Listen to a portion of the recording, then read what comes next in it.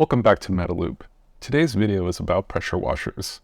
We'll be unboxing Harbor Freight's Portland 1750 PSI electric pressure washer. We'll install it, try it out, and give it a quick first impression review. But first, let's calibrate really quickly while I unbox and assemble the washer. I'm no pressure washing expert, but it seems like pressure washers in this price range are all the same. Let's take Ryobi for example, since they claim to be the #1 selling pressure washer brand. They have 4 pressure washers that increase in price based on the PSI rating of the wand. But if you look really closely here on the 1800, it's still 1.2 gallons per minute with the same 13 amp motor that's in the 1600 PSI model, and also the 1900 PSI model and 2000 PSI model. The 1900 and 2000 PSI models start getting wheels and places to store accessories, but since all models have the same motor, the pressure rating is effectively just a function of what nozzle is included in the kit. So that brings us back to the Portland.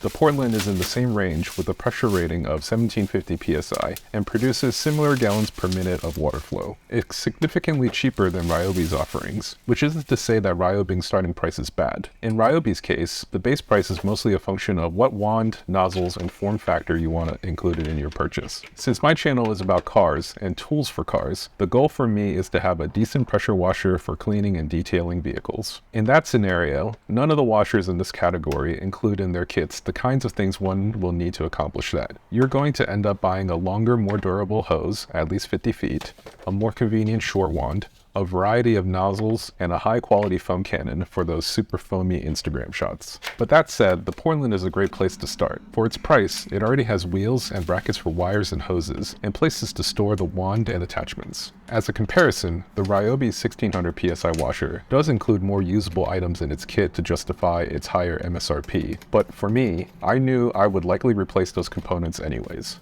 Now that the pressure washer is all set up, let's turn on the water and run it through the system. If you don't turn on the unit, you'll see it just operates like an extension of the garden hose. We want to run it for a couple seconds to get all the air out of the system. Then, we can turn on the washer. You'll see it immediately shuts back off once it pressurizes. Don't worry, that's a feature and one cool thing about electric pressure washers. They only run when in use, so there's no noise when idling.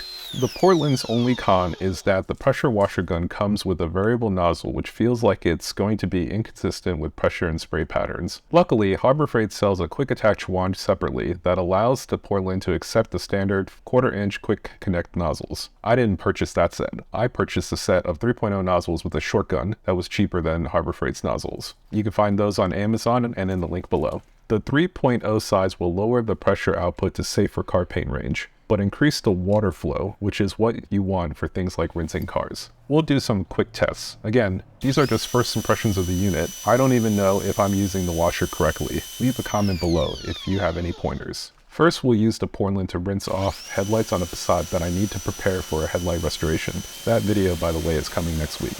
Then we'll try it on a patch of asphalt that has gotten mossy this rainy season. It seems to be working fairly well, even with the 3.0 nozzle at its lower pressure. Here's a shot of it the next day after it dried out. And lastly, here's a concrete garden step. We'll spray off half of it so that you can see the side by side. And here's the step after it's dried out a bit. You can see the difference in the before and after. Harbor Freight recently dropped the base price of their Portland 1750 PSI pressure washer to $89.99. If you keep an eye out for coupons and sales, it's fairly easy to purchase closer to $80. Lucky bargain hunters may be able to catch it for $70 as well. The quick attach wand and nozzles add an additional $25 to the cost. For those doing the math, at full price without chasing coupons, we're fairly close to Ryobi's 1600 PSI pricing, and that does come with a better wand and includes quick attach nozzles already. So it really depends on how much you value wheels and places for accessories in your form factor. One thing to keep in mind is that these washers are meant to be entry level and not built in a modular way. The expectation is that you use them until they break, which could be something like 150 hours combined usage, which for a DIYer may be never, or if you're washing multiple cars every week, it might only last 2 to 3 years. So what you're future-proofing isn't the washer itself,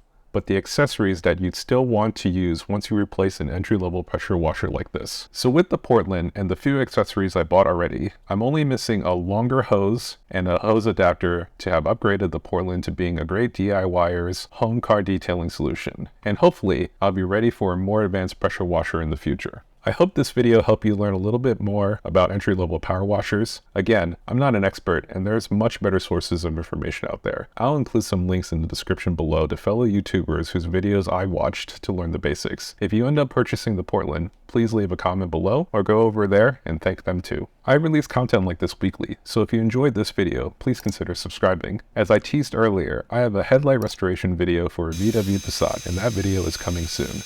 In the meantime, you can watch a how-to guide for an oil change for that car, or you can see me unbox a gear wrench tool haul. Those videos should be popping up now. I'm still amazed daily at the amount of viewers, subscribers, and commenters that show their support as I go on this automotive journey. Thank you so much for watching this video until the end.